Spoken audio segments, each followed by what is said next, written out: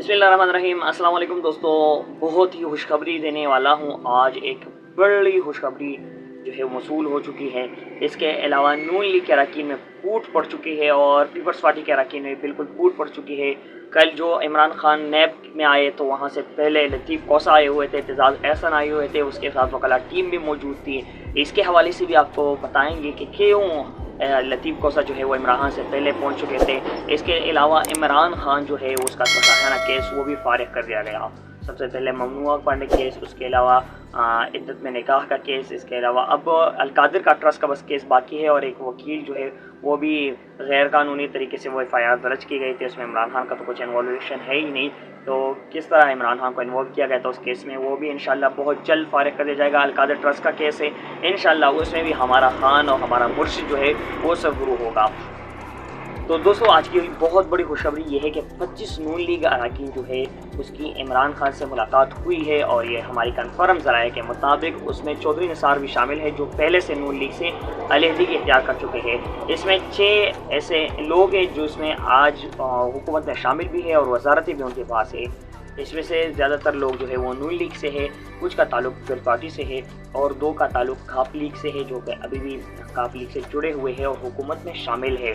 तो 6 वज़रा है और उसमें साथ चौधरी निसार जो इसको लीड कर रहा है और ज़्यादातर ताल्लुक सेंट्रल पंजाब से है, उसने इमरान खान से मुलाकात की है और वो बहुत जल्द इमरान खान यानी पाकिस्तान तहरीक इंसाफ में शमूलियत का ऐलान करेंगे। तो ये थी कुछ अहम खुशखबरी जो मैंने आपके साथ सुनाई। और इसके अलावा दूसरी बड़ी खबर जो है, इमरान खान जो है वो एक बार फिर ईमानदार और दियानतदार साबित हुआ है। वो पहले भी ईमानदार और दियानतदार थे, सादिक और अमीन थे। और कल भी सुप्रीम कोर्ट के जस्टिस आमिर फारूक ने केस ख़त्म कर दिया, शोशाखाना वाला केस, और उसको कहा कि 7 दिन तक आप इस केस का हल निकालें। जो पहले से ट्रायल कर हो रहा था उस ट्रायल को दोबारा भेज दिया और उस केस को नाकाबिल समाअत करार दे दिया।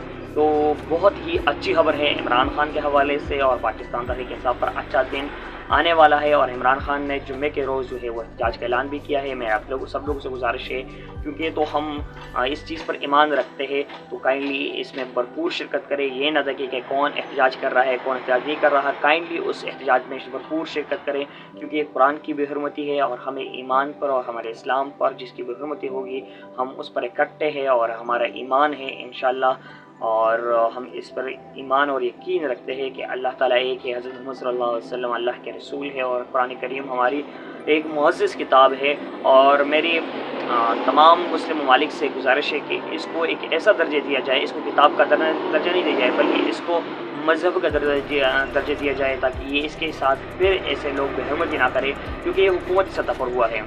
तो इस तरह से बेहरमती की भरपूर मजम्मत करते हैं हम लोग और इंशाअल्लाह आगे भी करते रहेंगे और जब तक ज़िंदा है तब तक करते रहेंगे। और हम इस चीज़ को बर्दाश्त नहीं कर सकते, क्योंकि हमें बताना चाहिए स्वीडन को और यूरोपियन यूनियन जो ममालिक है उनको बताना चाहिए कि आप जब हज़रत मोहम्मद सल्लल्लाहु अलैहि वसल्लम की गुस्ताही करते हैं या हमारे मुअज़्ज़ज़ किताब कुरान मजीद की गुस्ताही करते हैं तो हमारे दिलों को तकलीफ़ पहुँचती है, क्योंकि हमारे दिलों में बसता है और ये हमारे दिलों में होता है तो हमारे दिलों को तकलीफ़ होती है। जब दिल को तकलीफ़ होती है तो दिमाग काम नहीं करता। हम सब लोग जानते हैं, ऐसा ना हो कि फिर हम दुनिया को आग लगा दें, क्योंकि मुसलमान जो है वो बहुत ताकतवर है। उन्होंने कई जंगें जीते हैं इस दुनिया पर। 800 साल से ज़्यादा इसने हुकूमत की है। सल्तनत उस्मानिया 800 साल तक कायम रही।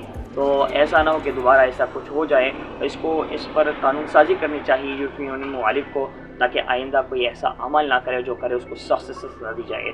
दोस्तों ये तो कुछ अहम खबर जो मैं आपके साथ शेयर की। दोस्तों अभी तक इतना ही, मिलते अगली वीडियो में, तब तक के लिए अल्लाह निगहबान।